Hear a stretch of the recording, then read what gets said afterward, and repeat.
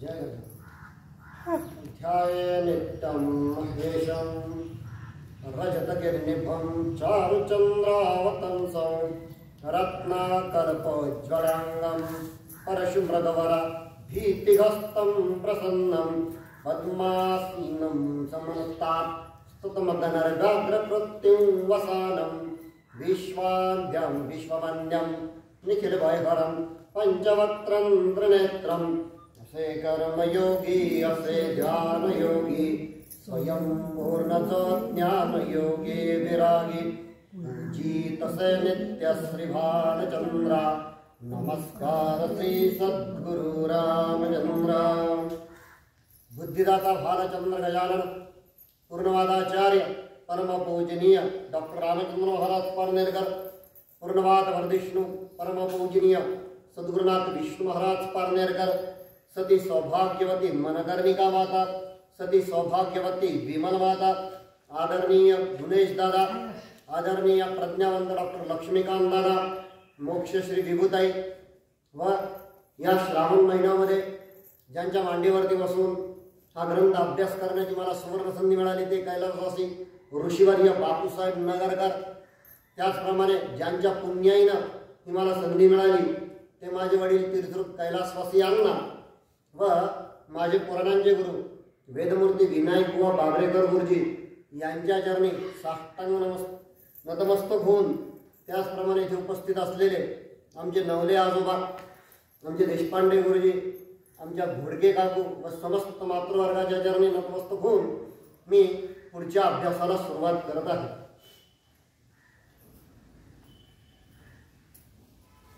ग्रंथ शिवपुराण अध्याय 27 त्रिपुरा दहन कथा. श्री गणेशाय नमः श्री सद्गुरुभ्यो नमः श्री भवानी शंकराय नमः श्री मातृपितृभ्यो नमः श्री कुलदेवताय नमः. पूर्वाध्यायी केले कथन श्री गणेश जन्म सुरसाख्यान आता सद्गुरु कृपाघन कथा सुरसवरी पुढे स्कंदे वधिला तारकासुर तयाचे तिन्ही प्रभर कुमार पृथ्वीवरी तपघोर तदुपरी करू नागरे तारकाक्ष ज्येष्ठ कुमार विद्युन्माली तदनंदर कमलाक्ष नामे तृतीय कुमार तारकाचे पुत्र अनुक्रमे जितेंद्रिय तिन्ही कुमार कार्य तत्पर निरंतर दृढ चित्त महावीर करते वैर देवासवे तहे ऐश्वर्य परते सारुणा सुखो भोगाचा त्याग करुणा मेरू पर्वतावरी प्रवेशना गौरतपा आचरती ग्रीष्मकाली रविकिरणात भोवती अग्नि दग्धदयित मध्यवर्ती होऊन स्थित आहुती अग्निदर्पिती.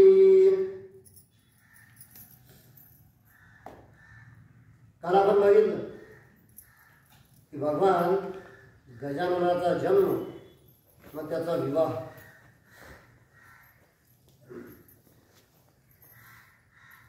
आणि ज्या दिवशी भगवान गजाननाचा जन्म झाला त्या दिवशी भाद्रपद शुक्ल चतुर्थी ही तिथी होती आणि त्यावेळेस गणपतीचं जे तेज होतं जी सूर्याची उगवत्या सूर्याची जी प्रभा म्हणतो आपण जी लाली म्हणतो त्याप्रमाणे त्याची ती अंगकांती होती आणि म्हणून की काय सर्व देवांनी असं ठरवलं की यानंतर भगवान गणेशाला आपण शेंदुराने त्याची पूजा करत जाऊ. शेंदुरलाला चढाय अच्छो गजमुख को आपल्याला माहिती शेंदूर हे त्याला अत्यंत प्रिय आहे आणि कालच्या या अध्यायाबरोबर या रुद्र संहितेतला कुमारखंड हा संपन्न झाला आणि आजपासून आपण युद्धखंड याचा अभ्यास करत आहोत. तत्पूर्वी थोडंसं चिंतन काल संध्याकाळी जेव्हा मी हा ग्रंथ वाचला आणि तदनंतर अजून एक महाराजांचा ग्रंथ वाचला असा भाव माझ्या मनामध्ये आला की का परमपूज्य महाराजांनी सगळीकडे हे मंदिर स्थापन केले असतील का हा विषय महाराजांना घ्यावासा वाटला.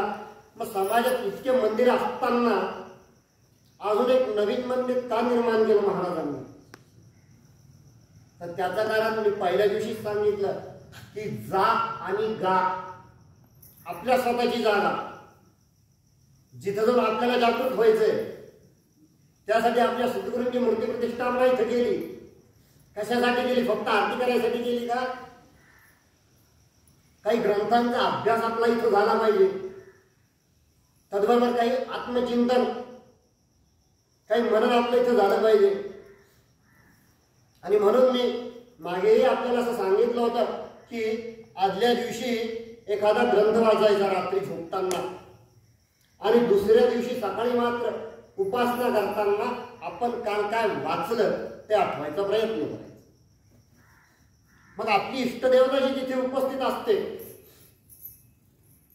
ती आपल्याला त्या विषयाची उलगडाती करून देते,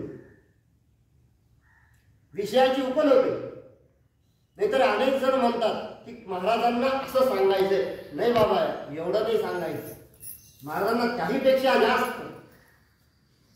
म्हणून भावार्थ, मतितार्थ, यथार्थ आणि तत्वार्थ असे अनेक पुढे ते अर्थ निघत चालले. पण प्रत्येक जण स्वतःचा मतितार्थ म्हणून असं सांगत असतात की नाही महाराजांना हेच सांगायचं. आणि महाराजांना काय सांगायचं हे जर तुम्हाला अपेक्षित असेल तर त्यासाठी या मंदिरात करायचं ग्रंथांची पारायण, करायचं पण तुम्ही अभ्यास. बघा, महाराजांना जो अर्थ अभिप्रेत आहे तो येतो की नाही तुमच्या अंतःकरणात, याचा अनुभव आपण इथे आल्यानंतरच घेऊ शकतो. तदनंतर दुसरा विषय कोणता? की प्रत्येक जण असं म्हणत असतं की नाही मला पारनेराला जायचं, मला महाराजांचं दर्शन घ्यायचं. मग इथं महाराज नाहीत का? मागा येतं, या मूर्तीला तुम्हाला काय मागा वाटलं ते मागा, आणि दुसऱ्या दिवशी पारनेराला जाऊन दादांना विचार, इथं जे मागितलं ते दादा तुम्हाला तिथं सांगतो. मग इथं मागितलेलं महाराजांना कळतं. म्हणून माझी तुम्हाला सर्वांना एकच अशी हात जोडून प्रार्थना आहे की नित्य आरती बरोबर एखाद्या तरी ग्रंथाचं पान आपण इथे येऊन वाचावं, इथून अभ्यास करा. आणि त्यासाठी महाराजांनी गावोगावी या मंदिरांची निर्मिती केलेली. आमचा अभ्यास व्हावा. जे कार्य महाराजांना अपेक्षित आहे, जे माझ्या सद्गुरूंना अपेक्षित आहे.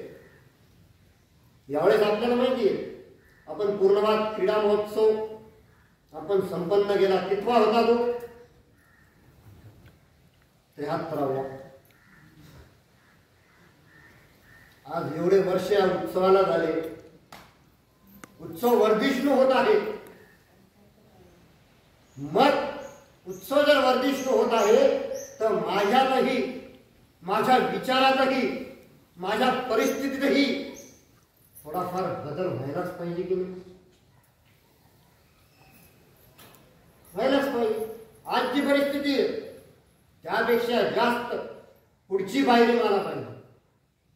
आणि म्हणून महाराज जी सांगत असतात की मानवी जीवनाच्या शिल्पातून ईश्वर महिमा साकारतो, हे ध्यानी धरा आणि आपापली उपासना करा. त्याचबरोबर माझे पुराणांचे गुरु विनायक बुवा बाबरेकर हे सुद्धा छान लिहितात की अभ्यासावरीचे अनुरुक्त फार, अनभ्यास दिसता वदे बोल थोड, अभ्यासका देई कृपाश्री आनंद, नमो सद्गुरु विष्णू महाराज नाथ. आणि म्हणून आजचा अभ्यास आणि उद्याची सकाळची उपासना याच्यामधून नवोन्मेष शालिनी प्रज्ञा हे आपल्याला हळूहळू प्राप्त होत जाते. घरी केलेला अभ्यास तो वेगळा आणि मंदिरात येऊन केलेला अभ्यास हा वेगळा. कारण इथं अधिष्ठान असतं सद्गुरूंचं, इथं अधिष्ठान असतं ते देवाचं, ते गुरुचं. आणि त्यामुळे घरच्यापेक्षा जास्त सुरस अभ्यास करण्यासाठीच की काय महाराजांनी या मंदिरांची निर्मिती केलेली आहे. आणि म्हणून माझी सर्वांना एकच प्रार्थना आहे की तुम्ही ज्याप्रमाणे सर्वजण ओढीनं, आरतीच्या ओढीनं ज्याप्रमाणे तुम्ही इथं आरतीला येताना, त्याप्रमाणे किमान एका तरी ग्रंथाचं, एखादं तरी प्रकरण किंवा एखादं तरी पान वाचत. याच्यामुळे होणार काही नाही, तुमच्या उपासनेला बळकटी मिळेल. असं सहज अंतःकरणात एक मंदिराविषयी भाव आला. आणि त्याचप्रमाणे घरचा देव काय असतो, मंदिरातला देव काय असतो. घरचा देव आम्ही आमच्या मर्जीनं पूजतो, पण मंदिरातला देव हा इतर अनेक जण पूजत असल्या कारणाने त्याचं ते तेज जास्त असतं. त्याचं ते तेज जास्त असतं. तिथे ती शक्ती जास्तीत जास्त, ईश शक्ती, ही गुरु शक्ती ही जागृत झालेली असते. म्हणून माझी प्रार्थना आहे आणि म्हणून मी हे नेहमी म्हणत असतो की ज्यांच्या मांडीवरती बसून या ग्रंथाचा अभ्यास करण्याचा माझ्यावरती माझ्या गुरुनी केलेली सगळ्यात मोठी कृपा आहे. त्यासाठी अण्णांची पुण्य आहे, वडिलांची पुण्य आहे. म्हणून की काय, या पवित्र अशा श्रावण महिन्यामध्ये दादांनी मला इथं पाठवलं की अरे तू तिथं जाऊन अभ्यास कर. याच्यापूर्वी शिवपुराण फक्त एकदा वाचलं होतं आणि मी खरं सांगतो वाचलाच होता, त्या अर्थानं त्याचं तसं पारायण मी केलं नव्हतं. फक्त दादांची आज्ञा होती की तू एकदा शिवपुराणाचा पारायण कर. दादांचा अर्थ होता पारायण करण्याचा आणि मी समजलो भड भड भड भड वाचून टाकायचं. आणि म्हणून की काय 11व्या दिवशी दादा समोरून उभं राहिलं. दादा भडभड का पारायण छान. काय कळालं, काहीच नाही कळलं, मला काहीच नाही कळालं तेव्हा. पण आता ज्या अर्थाने मी त्याचा अभ्यास करतोय, तो वेळ सुद्धा कदाचित मला कमी पडतोय, कदाचित ही दादांचीच काहीतरी लिहिलं असेल. ठीक आहे, अरे तू जा. कारण इथली मूर्ती जी ना ती तुम्ही सर्वांनी पूजल्यामुळे आणि तुमच्या त्या इथल्या त्या गुरुच्या निष्ठेमुळे की काय मला सुचतंय. आणि म्हणून माझी एवढी प्रार्थना फक्त लक्षात घ्या की एका तरी ग्रंथाचं एखादा का होईना पान त्याचा अभ्यास इथं करा. तुम्हाला जर कोणाला वाटत असेल की मी इथून उपासना करावी, करा, काही हरकत नाही. तुम्ही इथे येऊन सुद्धा तुम्ही उपासना करू शकता. जागाच आपली जागा. 3 गोष्टी होतात. जागा म्हणजे स्पेस, जा आणि गा. आता तरी जागा हो, असे अनेक अर्थ त्याच्यामधून बोलून येतात. आणि म्हणून की काय कदाचित सद्गुरुनाथांनी या मंदिराची निर्मिती केलेली. एक सण माझ्या मनात भावाला म्हणून मी तो बांधला. आणि आता आपण पुढचा अध्याय बघणार आहोत. या अध्यायाचं नाव आहे त्रिपुरहर कथा, त्रिपुर दहन कथा. झाला आपण मागे बघितलं 3 दिवसांपूर्वी की कसं ते तारकासुराचा वध कुमार कार्तिकेयाने केला. 8 वर्षाचा कुमार होता तो, त्याने तारकासुराचा वध केला.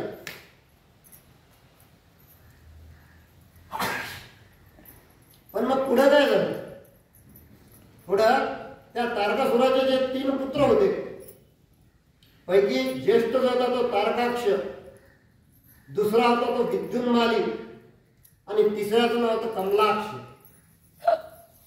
हे 3 त्याचे पुत्र होते. आणि या पुत्रांनी सर्व ऐहिक सुखाचा त्याग करून तपश्चर्या करायला सुरुवात केली. कारण काय की आपल्या पित्याचा वध हा देवांनी केला. कदाचित एक कुठेतरी सोडाची भावना त्यांच्यामध्ये होती, अंतःकरणात होती. आणि आता काय देवाला असं प्रसन्न करून घ्यायचं की त्याच्याकडून डायरेक्ट अमरत्वच प्राप्त करून घ्यायचं. या उद्देशाने ते तपश्चर्याला तिघाच्या तिघ सर्व सुखाचा त्याग करून घोर अशा एका अरण्यामध्ये ते 3 जण गेले. आणि त्यांचं तप कसं झालं होतं, उन्हाळ्यामध्ये सूर्यप्रकाशात म्हणजे अत्यंत कडक अशा उन्हामध्ये भोवती अग्नी निर्माण करून बरोबर ते तप करत. तदनंतर वर्षाकाली भर पावसामध्ये आपलं आसन करून सहस्त्र वर्ष त्यांनी तपश्चर्या केली. तदनंतर थंडीच्या दिवसामध्ये नदीवर जाऊन स्नान करून त्या ओल्या वस्त्रांविषयी अनेक दिव्य सहस्त्र वर्ष त्यांनी तपश्चर्या केली तिघांनी. आणि त्यांचं हे खडतर तप पाहता त्यांना त्यांचं आराध्य जे होतं ब्रह्मदेव हे त्यांना प्रसन्न झाले. आणि मग ब्रह्मदेवाने त्यांना सांगितलं की तुम्हाला काय लागेल ते तुम्ही आम्हाला मागून घ्या. तर त्यावेळेस या असुरांनी काय मागितलं की मला आम्हाला असं वरदान द्या की आम्हाला कोणाच्या यातून मृत्यू येणार नाही, अवध्य अशा प्रकारचे आम्ही होऊ आणि मृत्यू हा विषयच आमच्यामध्ये राहणार नाही. तर त्यावेळेस ब्रह्मदेवांनी त्यांना असं सांगितलं आणि त्याचप्रमाणे त्यांनी हेही सांगितलं की कुठल्याही प्रकारचे रोग, चिंता, दुःख आम्हाला नकोय, आम्ही सतत आनंदी राहू. आणि मग ब्रह्मदेवाने त्यांना असं सांगितलं की या अर्थी तुम्ही जन्म घेतलेला आहे म्हणून त्या अर्थी मृत्यू हा आहेच नाही. हे तर विधीचं विधान असतं म्हणून जो जन्माला येणार तो मृत्यू पाहू. त्यामुळे म्हणे याच्यापेक्षा जास्त तुम्हाला अजून काय मागायचं ते मागू शकता म्हणे तुम्ही, कारण हा वर तुम्ही तुम्हाला काही देऊ शकत नाही म्हणे. मग तुम्ही पुष्कळ धनधान्य वगैरे तुम्ही मागू शकता म्हणे. ठीक आहे म्हणे. मग देवा म्हणे आता तू असं कर म्हणे, तुम्ही आता प्रसन्न झालाच आहात ना म्हणे आम्हाला. मग आमच्या तिघांना म्हणे पुष्कळ अशा प्रकारचं धनधान्य, वस्त्रासह पशूंचं ऐश्वर्य, पशूंचं असलेलं ऐश्वर्य, सकल षडैश्वर्य तू आम्हाला दे. आणि त्याचप्रमाणे 3 अभेद्य सुंदर अशा प्रकारची आम्हाला वास्तू निर्माण करून दे. आता ती वास्तू त्यांनी कशी निर्माण करायचं सांगितलं तर एकासाठी पहिला जो पुत्र होता त्याच्यासाठी सोन्याचं नगर तू तयार कर, दुसऱ्या पुत्रासाठी रजत म्हणजे चांदीचं घर, आणि तिसऱ्यासाठी तू पितळाचं नगर तयार कर. पहिल्याचं नगर हे असेल म्हणे स्वर्गामध्ये, दुसऱ्याचं नगर असेल म्हणे ते आकाशामध्ये, आणि तिसऱ्याचं जे नगर असेल म्हणे ते खाली भूमीवरती असेल म्हणे. अशा प्रकारचं तुम्ही ते नगर तयार करा म्हणे. पण त्याच्यात अजून एक करा म्हणे की अभिजित मुहूर्तावरती चंद्र पुष्य नक्षत्री असतात हे सर्व नगर जे आहेत ते एकत्र येतील म्हणे. आणि मग त्याच वेळेस म्हणजे हा जो योग आहे हा अनेक सहस्त्र वर्षानंतर येणार असा योग आहे. आणि त्याच वेळेस स्वतः साक्षात एका बाणाने भगवान शिव हे आमचं बदल करतील. म्हणजे मागून काय मागितलं, देवाचे आत्ममरण मागितलं. काय दुर्बुद्धी, यालाच म्हणतात राक्षस बुद्धी. अरे मागायचं असतं तू कृपा मागून घ्यायची असते ना, अनंत प्रकारे तू माझ्यावरती कृपा कर. पण मागून यांनी काय मागितलं, कारण जन्मच त्यांचा कुळात राक्षस कुळात झालेला होता. आणि म्हणून की काय थोडीशी मलाही कथा वेगळी कथा आठवती, त्या एकलव्याची कथा मला इथं आठवती. मातीचा पुतळा केला,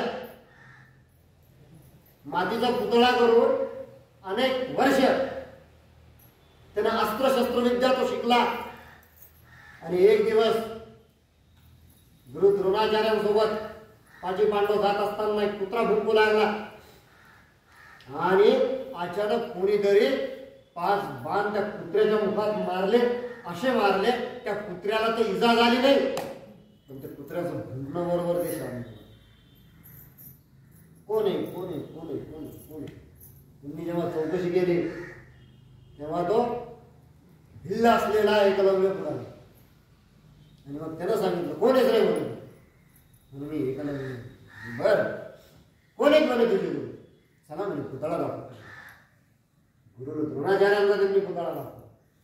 हे माझे गुरु आहेत. हो का म्हणे. मग आमच्यासोबत सुद्धा आमचे गुरु आलेले आहेत. मग द्रोणाचार्यांकडे त्याला नेलं आणि सांगितलं. तेव्हा म्हणे त्यांना सांगितलं की हे बघ म्हणे तुझे गुरु साक्षात इथं आलेले. तो गेला त्याने साष्टांग नमस्कार गुरुला घातला. गुरु म्हणे वा छान विद्या संपन्न केलीस म्हणे बेटा तू. आता गुरुदक्षिणा पाहिजे. आता गुरुदक्षिणा मागा म्हणे, काय देऊ म्हणे, उजव्या हाताचा अंगठा दे म्हणे. तात्काळ उजव्या हाताचा अंगठा काढला आणि गुरुला दक्षिणा म्हणून दिली. का दिली? त्याची निष्ठा होती. आणि गुरुनी का मागितली? याची निष्ठा त्याच्यावरची इतकी होती की अनेक प्रकारच्या शस्त्रास्त्र विद्या नुसत्या पुतळा समोर ठेवून यांनी प्राप्त करून घेतलेली होती, पण कोणते शस्त्र कोणत्या वेळी कसे वापरायचे याचं ज्ञान त्याला नव्हतं. तो ज्या संस्कारातून तो बाहेर पडलेला होता तिथं विकारांचं अधिराज्य होतं, विचारांचं अधिराज्य नव्हतं. आणि म्हणून जे काय गुरुने त्याचा अंगठा मागून घेतला. आणि म्हणून डॉक्टर रामचंद्र महाराज त्यांच्या एकादशी ग्रंथात असं लिहितात, एकलव्याला मातीचा पुतळा पुरला, तुम्हाला हरामासाचा बांधेलकर तुम्हाला पुरणार नाही का? आणि म्हणून भगवानी सांगितलं इथं येऊन एक तरी पान वाचा, एखाद्या तरी ग्रंथाचा अभ्यास करा, ज्या माध्यमातून तुमच्या उपासनेला बळकटी मिळेल. कारण आपल्या गुरुला तुमच्याकडून दक्षिणा नकोय, तुमच्याकडून गुरूंना पाहिजे तो अभ्यास. आणि म्हणून आमचे बाबरेकर गुरुजी लिहितात, अभ्यासावरीचे अनुरुक्त फार झालं. यांनी घेतलं वर मागून, ब्रह्मदेवाने सुद्धा सांगितलं तथास्तु असं म्हटलं. आणि लगेच तिथे मयासुराला बोलवलं आणि त्याला सांगितलं की ते अभेद्य अशा प्रकारची तू यांना नगर तयार करून दे.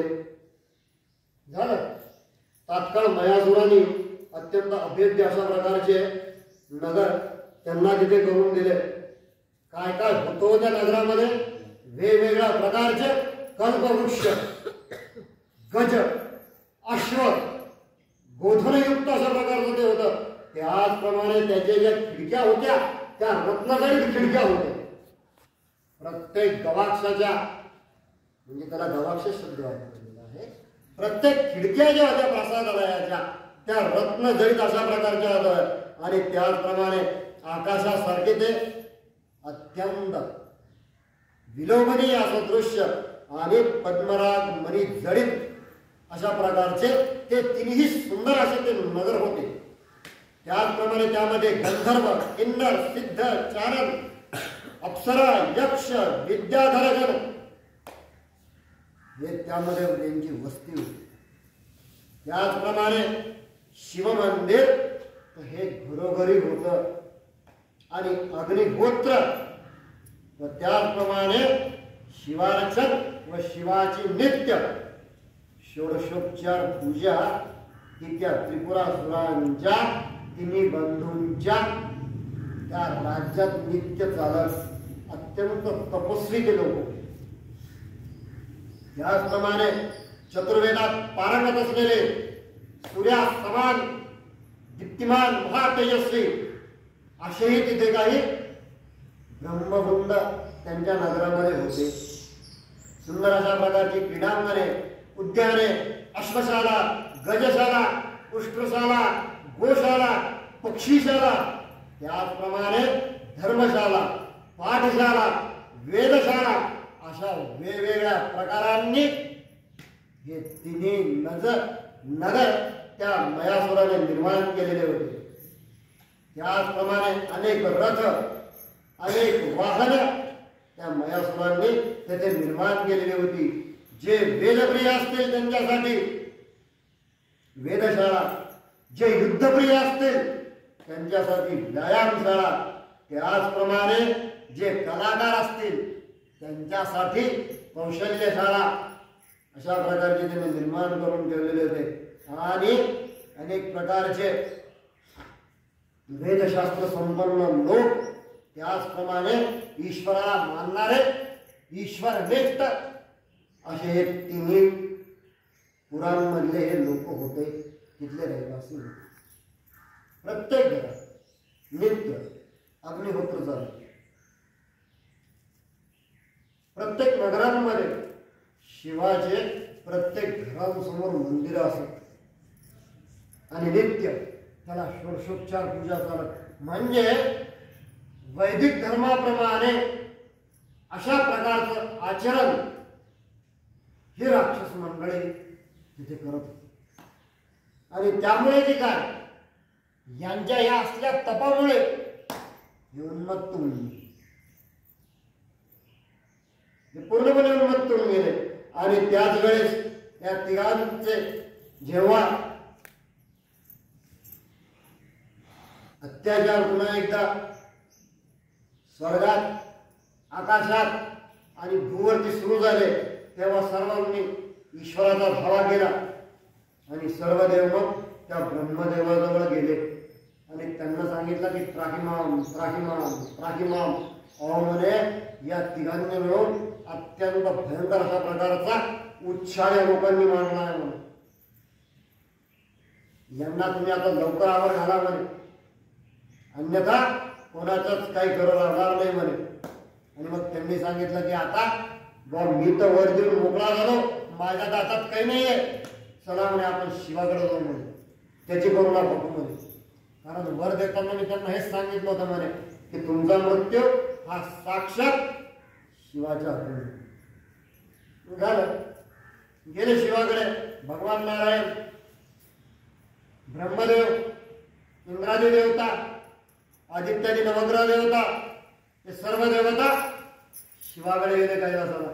आणि तिथे मग ते शिवाची नाना प्रकारे ती त्यांची करुणा भागायला लागली, त्यांची स्तुती स्तोत्र ते गायला लागली. काय सांगतात ते की म्हणे ईश्वरा तूच मूळ नारायण आहेस, कारण तू स्वतः नारायणाला तयार केलेले, तू स्वतः मायेचा अधिष्ठान आहे, कारण तू स्वतः ब्रह्मदेवाला निर्माण केलेले, तू अत्यंत दयाघन आहेस म्हणे. त्याचप्रमाणे तू अवस्था रहित, निर्विकार, कांतिमंत, महाभूतात्मा असून म्हणे निर्लिप्त पूर्ण पुरुष तू आहे म्हणे. त्याचप्रमाणे म्हणे देवा सत्यलोक व त्याचप्रमाणे पुण्यलोक अशा प्रकारचा तू आहेस म्हणे. त्याचप्रमाणे वर्णामध्ये ज्याप्रमाणे श्वेतवर्ण, सरोवरात ज्याप्रमाणे मानस सरोवर, नगामाजी ज्याप्रमाणे हिमनग आणि गायीन माझी ज्याप्रमाणे कामधेनू म्हणे सर्वेश्वरा तसाच तू आहेस.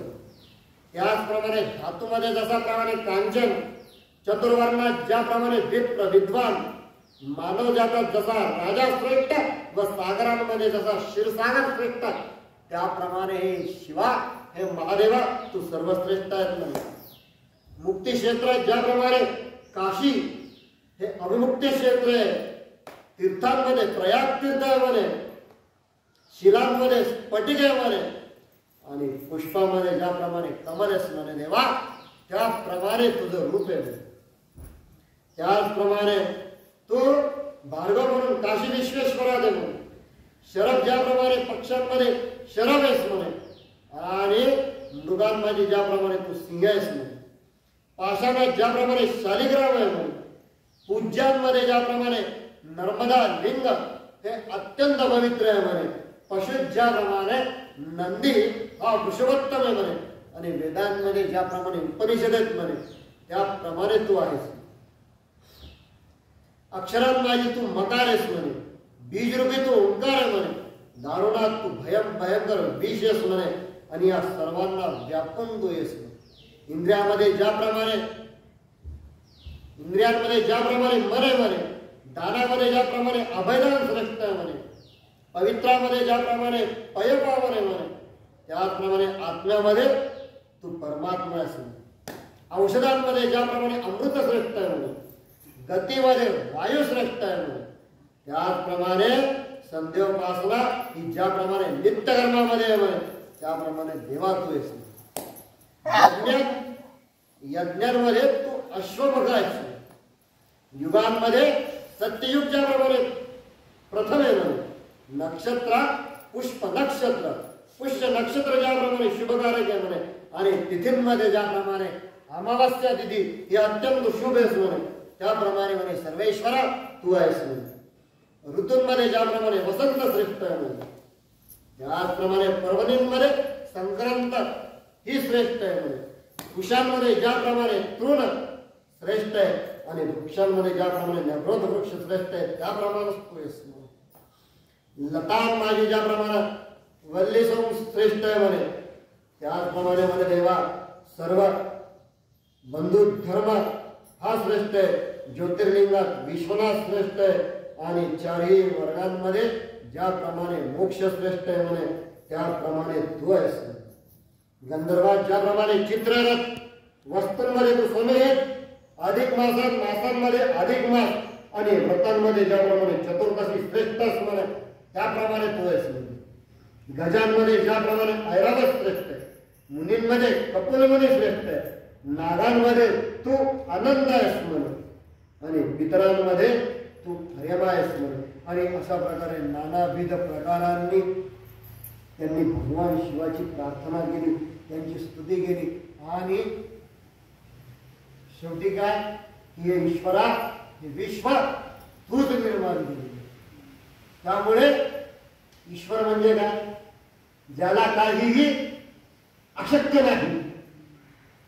काय सांगितलं महाराजांनी तोंडळे ग्रंथात की ज्याला काहीही अशक्य नाही कर्तुम कर्तुम अन्यथा कर्तुम. आपल्याला नेहमी वाटत असतं महाराज असं व्हावं, तसं कधीच होत नाही, काहीतरी वेगळंच होतं. आपण निराश होऊन बसतो. दोन गोष्टी होऊ शकतात, एक तर निष्ठा कमी होती, आपण महाराजांपासून दूर जातो, नाही तर एक तर महाराजांजवळ अत्यंत चालल्या जातो. अभ्यास नसला तर महाराजांपासून आपण दूर चालल्या जातो. काय म्हणजे मी तर आहे मागितलं होतं म्हणे, काय महाराजांनी म्हणे मला पारनेर लावून बसवलं. अरे मग तू गुरुच्या चरणी आला असतो. जे देवाधिकांना शक्य नाहीये तो गुरुचा सहवास तुला मिळतोय ना तिथे. अजून दुसरी कोणती गोष्ट तुला पाहिजे? सर्वात श्रेष्ठ गोष्ट आहे का म्हणे देवाधिकांना तरी शक्य झालंय का? प्रत्येक ईश्वरीने त्याच्या प्रत्येक अवतारात गुरु केलेच की नाही म्हणे.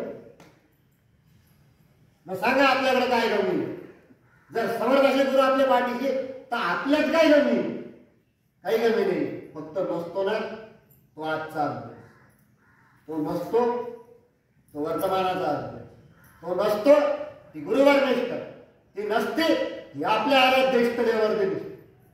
तुम्ही जर उपासनेची वेळ पाळाल, उपासना जर तुम्ही वेळेवर कराल, कुठलीच गोष्ट अशक्य होणार नाही तुम्हाला. जे देवाच्या मनात आहे ते तुमच्या मनात यायला वेळ लागणार नाही. आणि म्हणून यायचं असतं नित्य ते मंदिरात, करायचं असतं नित्य ते ग्रंथाचं वाचन. कारण त्यांच्या मनात काय लिहिलंय या ग्रंथात. हे ग्रंथ म्हणजे महाराजांचा अंतःकरण आहे. हे काय महाराजांनी स्वतःची विद्वत्ता वाढवायला निर्माण केले काय? तुमच्याच बाजूला जे एक मोठं गाव आहे तिथून महाराजांना किती मोठी ऑफर आली होती, इतक्या एकरमध्ये आम्ही तुम्हाला आश्रम टाकून देतो म्हणे. नाही म्हटलं राम नाही गेले तिथे. का नाही गेले? तुझे माझे देवा नित्याचे भांडण तया स्वीकारान शिष्यगण. मी परवाच एक कथा आपल्याला सांगितली हनुमंताची आणि नारदाची. श्रेष्ठ भक्त कोण आहे? तू आहेस का मी आहे? त्याप्रमाणे महाराज कोणाची उपासना करतात? कोणाची उपासना करत असतील? प्रत्येक वेळेस फक्त शिष्याचं कल्याण कसं होईल यासाठी अहोरात्र चंदनापरी आपले सद्गुरू एवढे शिकतात. फक्त एकच ध्यास असतो की याचं कल्याण कसं होईल. हा भाव महाराजांच्या अंतःकरणात नित्य असत असतो. झालं, त्या सर्वांनी त्या महादेवाची स्तुती केली, त्याची आराधना केली.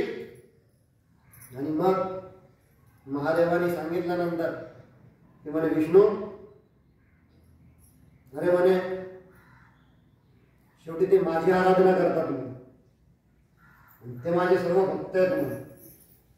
आणि ज्याप्रमाणे भक्ताची हत्या करणं म्हणजे स्वतःच्या पुत्राची हत्या करणं आहे म्हणे, म्हणून मी हे काही करणार नाही म्हणे.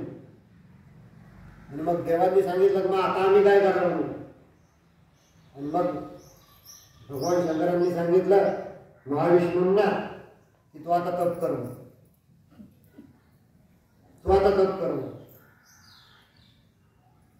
झालं. ते गेले वैकुंठाला. वैकुंठाला गेल्यानंतर त्यांनी तप केलं आणि मग नंतर त्यांनी स्वतःच्या देहापासून एक वीर पुरुष त्यांनी उत्पन्न केलं. ते वीर पुरुष उत्पन्न केल्यानंतर तो असा होता की त्याचं पूर्ण मुंडन झालेलं होतं, म्हणजे डोक्यावर त्याचे केस नव्हते. त्यानं वस्त्र धारण केलेले होते पण ते अत्यंत मलिन अशा प्रकारचे होते आणि हातात झाडं घेऊन तो झाडत चाललेला होता. मग त्यानं विष्णूंना विचारलं की मी कोण, का माझा जन्म झाला. आता ही कथा नीट लक्षात घ्यावं ना तुम्ही, तर या कथेचा अर्थ तुम्हाला कळेल, कशी कथा निर्माण होईल आणि हे कलियुगात हे कोण आहेत हेही कळलं. तर त्यांनी असं सांगितलं की अरिहन हे तुझं नाव आहे. भगवान विष्णूने काय सांगितलं, तू माझ्यापासून उत्पन्न झालायस. अरिहन हे तुझं नाव आहे म्हणे. तू काय करायचं म्हणे, 16 सहस्त्र श्लोक लिहून तू एक शास्त्र निर्माण आणि त्यामध्ये फक्त कर्ममार्गाचंच विवेचन कर. बस एवढं एक तू कर्म. आणि त्याचप्रमाणे म्हणे तू आता पृथ्वीवरती जाऊन माझं एक कार्य तुला करावं लागणार आहे म्हणे. आणि तुझा जन्म हा फक्त त्रिपुरासुरांचा नाश करण्यापुरताच झालेला आहे. तदनंतर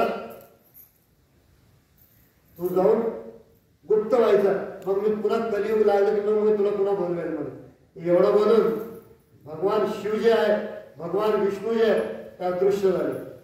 आणि मग म्हणजे भगवान विष्णूने अरिहंत नावाचा एक मायावी शिष्य तयार केला. कशासाठी, त्याला पाखंड शास्त्र शिकवलं. कशासाठी शिकवलं, कारण हे त्रिपुरासुर हे माजलेले, त्याचप्रमाणे तेवढे वेदोक्त शिवनिष्ठ. आता भगवान शिवानी ज्याप्रमाणे सांगितलं की जोपर्यंत यांचं हे चालू आहे, हे माझी शिवाराधना करताय, त्याप्रमाणे मला मुलांसारखे होईल. एकदा का यांची शिवाराधना बंद झाली, यांचे अग्निहोत्र बंद झाले, या आपोआप ज्या उंचीवर गेलेले आहेत तिथून खाली येतील. आणि म्हणून भगवान विष्णूने त्यांना तयार केलं आणि त्यांनी सुद्धा पुढं एक 4 त्यांचे मायावी शिष्य तयार केले. कोणी, त्या अरिहणाने. पहिल्याचं नाव होतं यती, दुसऱ्याचं नाव होतं ऋषी, तिसऱ्याचं नाव होतं उपाध्याय आणि चौथ्याचं नाव होतं कीर्य. झालं, यांना निर्माण केलं. हे गेले त्या मयासुराच्या तिथे गेले, सॉरी त्या त्रिपुरासुरांच्या तिथे गेले. तिथं ते जायला लागले आतमध्ये, पण त्यांचं ते इतकं प्रखर होतं की यांना तिथे कुठं प्रवेशच मिळत आतमध्ये जायला. इतके प्रखर तेजस्वी असलेले 3 नगर होते. मग आता काय करायचं, मग शेवटी त्यांनी नारदांचं स्मरण केलं आणि नारदांना बोललं. जसं नारदांचं स्मरण केलं तसे सुंदर पुन्हा एकदा त्यांच्या कानावरती सुंदर असे शब्द पडले, नारायण नारायण. आले नारद. मी सांगितलं मी ब्रह्मदेवाने भगवान महाविष्णूंनी माझी निर्मिती केलेली आहे आणि या सर्वांना म्हणे मला आता पाखंड शास्त्र हे शिकवायचं. माझी काय मदत पाहिजे, काही नाही म्हणे, मला या नगरात जाता येत नाही. ठीक आहे म्हणे, तुम्हाला नगरात प्रवेश पाहिजे, मी करून देतो. झालं.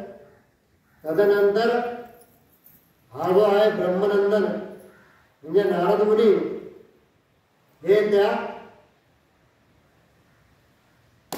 त्रिपुरासुरांच्या त्या राजाकडे गेले आणि त्याला सांगितलं की अरे म्हणे बाहेर एक फार मोठे श्रेष्ठ गुरु आलेले आहेत, त्यांनी एक नवीन धर्म काढलेला आहे, मी सुद्धा त्यांचा अनुयायी झालेला आहे बरं का म्हणे. आणि माझी अशी इच्छा आहे म्हणे तुझी देवावरती अत्यंत निष्ठा आहे म्हणे. आणि हे बघ म्हणे बेटा, शेवटी प्रत्येकाला गुरु लागतोच म्हणे. तू माझा ऐक म्हणे, मी जसं याला गुरु केलं म्हणे तसं तू पण गुरु करून घे. चल म्हणे माझ्या बरोबर. झालं. आता यांना आतमध्ये प्रवेश नव्हता मिळत नाही, याला बाहेर आला. तो आला बाहेर, त्याचं ते तेज बघितलं. शेवटी विष्णूचे असतो, शरीरातून निर्माण झालेला असल्या कारणाने विष्णू सारखंच त्याचं तेज, त्याचं रूप अत्यंत मोहक, अत्यंत लाडवी, कारण मायावीच होता तो. त्याला पाहायला हे असुर नतमस्तक झाले. ठीक आहे म्हणे, चला म्हणे आमच्या नगरात चला म्हणे, आम्हाला तुम्ही दीक्षा द्या म्हणे. आणि तुम्हाला सांगतो, त्यांना अशा प्रकारचं विपरीत, वेदांपासून विपरीत, देवांपासून विपरीत, ज्याला पाखंड शास्त्र म्हणतात, ते यांना समजून सांगितलं. अरे म्हणे हे स्वर्ग मोक्ष कोणी पाहिले म्हणे, हे मेल्यानंतर असते म्हणे. आज काय म्हणे तुला जन्म मिळाला ना, चल खातीन मजा कर म्हणे. कोणी पाहिले म्हणे हे शरीराला एवढे तास क्लेश देणं म्हणे, हे देवदेव करणं म्हणे, हे काही नसतं म्हणे. आपल्या मनगटात ताकद असते म्हणे, इथंच कमवायचं इथंच खायचं म्हणे. काय पोराबाळांसाठी काही ठेवायचं नाही, काही नाही म्हणे. ते त्यांच्या कर्माने आले म्हणे जन्माला, ते त्यांचं मिळवतील म्हणे. काही गरज नाही म्हणे त्यांच्यासाठी साठवून ठेवायची. त्यासाठी करताय म्हणे तुम्ही पुण्य, लेकरा बाळांसाठी म्हणे, त्यांचं ते करतील ना म्हणे. हा अशा प्रकारे यांनी धुमाकूळ घातल्या त्या त्रिपुरासुरांच्या तिन्ही राज्यांमध्ये. सगळं विपरीत ज्ञान, आणि यांना म्हणून यांचे यज्ञकर्म बंद पडले. अनाचार माजला, अनेक प्रकारचा व्यभिचार त्यांचा तिथं सुरू झाला. हळूहळू यांचं स्तर खाली, हळूहळू या त्रिपुरासुरांचा तो जो तेजाचा एक स्तर होता, तो पूर्णपणे त्यांचा तो खाली आला. आणि मग नंतर शेवटी सर्व देव पुन्हा एकदा जेव्हा हे शिवाकडे गेले, आणि शिवांना त्यांनी सांगितलं की तुमच्या प्रेरणेने म्हणे आम्ही पाखंड शास्त्र निर्माण केलं म्हणून, जे वेदांच्या विपरीत होतं, जे देवांच्या विपरीत होतं, ज्याला तुम्ही कर्मकांड म्हणता त्या कर्मकांडांच्या विपरीत जे होतं ते शास्त्राने निर्माण केलं नाही. आणि त्यांचा तिथं असलेला जो एक तेजाचा स्तर आहे म्हणजे पूर्ण झाले म्हणजे. आता तुम्ही सिद्धता करा, आता लवकरात लवकर आमच्या इच्छेने म्हणे आपण त्या त्रिपुरासुरांचा आपण वध करू. भगवान शिव म्हणे ठीक आहे म्हणे, चालतंय म्हणे. असं म्हणून भगवान शिवानी त्यांना आलिंगन दिलं. आणि मला आता जायचंय, मला युद्धासाठी रथ पाहिजे ना म्हणून, रथ निर्माण करा म्हणून विश्वकर्माला बोलवलं. दिव्य कांचनाचा महारथ विश्वकर्म्याने त्रिपुरासुरांच्या युद्धाकरता भगवान शंकराला तयार करून दिला. दक्षिण बाजूला स्वतः त्याच्या चाक म्हणून सूर्य होता, उजव्या बाजूला स्वतः चंद्र एक चाक म्हणून होता. त्याच्यामध्ये 12 महिन्यांचे 12 मासांचे आरे त्याच्याकडे होते. त्याचप्रमाणे चंद्राच्या 16 कला त्यामध्ये होते. त्याचप्रमाणे 28 नक्षत्र हेही त्या चाकांना मोडलेले होते. तदनंतर 12 सूर्य, 16 आर्यात आणि 16 कला या डाव्या आर्यात त्यांनी नेमलेले होते. तदनंतर षडयुक्त संयुक्त अशा प्रकारचा त्यांनी तो रथ केला होता. त्याचप्रमाणे रथाची जी बैठक होती ती मंत्राचलाची ती बैठक होती. अस्त आणि उदरयाचल हे अग्रभागी होते. संवत्सर ही त्याची गती होती. उत्तर दक्षिणायन हे त्याचे चक्र होते. अशा प्रकारचे अनेक प्रकारच्या भव्य दिव्य अशा प्रकारचा यांनी तो सुंदर अशा प्रकारचा त्यांनी तो रथ निर्माण केला आणि मग भगवान स्वतः शिव हे त्याच्यावरती आरूढ झाले आणि त्याच्यावरती जसे आरूढ झाले तसा रथ मोडला. रथ मोडला, त्याचे चाके गळून पडले. त्या रथाखाली स्वतः साक्षात नंदिकेश्वर गेले आणि नंदकेश्वराने त्याची त्यांना पाठ दिली आणि मग देवाने सांगितलं की आता तुम्ही सर्वजण पशुभाव धारण करा. आपल्याला माहिती की आता पशुवरती आरूढ झालेले असल्या कारणाने तुम्ही पशुभाव धारण करा आणि म्हणून भगवान शिवाला पशुपतीनाथ म्हणतात आणि सर्व देवांनी मिळून सुद्धा पशूंचा भाव त्यावेळेस तिथे धारण केला. ही गोष्ट अत्यंत महत्वाची आहे. सर्वांनी पशूचा भाव धारण केला. सर्व देवस्थगण, कोणी गज, कोणी अश्व, कोणी वृषभ, कोणी सिंह, अशा प्रमाणे ते तिथे झाले, चालायला लागले. त्याचबरोबर शिवाचेही त्याचप्रमाणे इतर देवता सुद्धा जेवढ्या वेगळ्या होत्या या सुद्धा त्याच्यासोबत चालायला लागले. आणि मग शेवटी भगवान शिवानी त्याला युद्धासाठी आचरण केलं. पण अजूनही ते तिन्ही पुरं हे एका रेषेत येत नव्हते. नेमकी काय झालं? भगवान शिवांना सुद्धा थोडस आश्चर्य वाटलं. यार, मी तर देवांचा देव, मी तर महादेव म्हणे, आज नेमकी असं काय झालं म्हणे, मला यश काय येत नाही म्हणे, मी बांध लावला म्हणे प्रत्यंगाला म्हणे, मला यश काय येणं म्हणे. आणि मग तेव्हा त्यांनी बघितलं की त्यांच्या अंगठ्यावरती त्यांना नाना प्रकारच्या क्रीडा करत गणपती दिसला आणि तिथं आकाशवाणी झाली. महादेवा म्हणे, तुम्हीच गणपतीला अभिवचन दिलेलं आहे, वर दिलेलं आहे की प्रत्येक पूजेच्या अग्रभागी तुझी पूजा, जोपर्यंत तुम्ही गणपतीची पूजा करून येणार नाही म्हणे तोपर्यंत तुम्हाला पाहिजे तसं यश इथं मिळणार नाही.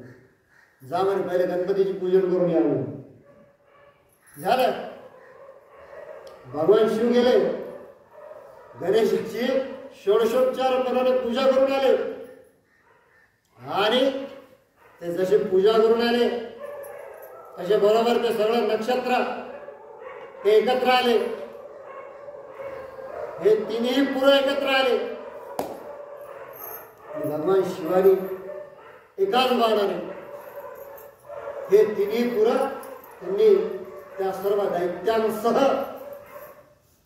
तिथल्या सर्व लोकांसह, जनांसह, सर्व पशूंसह त्यांनी ते तिथे भस्मसात करून टाकले. आणि त्याच वेळेस मात्र एक असुर तिथे राहिला आणि तो म्हणजे मयासूर. एवढा एकच असुर तिथे वाचला, कारण तो महान शिवभक्त होता. आणि मग शिवानी त्याला सांगितलं की तू माझा महान शिवभक्त आहेस, त्यामुळे तू माझ्या या बाणांचा वगैरे तुझ्यावरती या अग्नीचा कुठल्याही प्रकारचा परिणाम झाला नाही. तो शेवटी भगवान शिवाला शरण आला आणि त्याला फक्त भगवान शिवाचीच भक्ती मागून घेतली.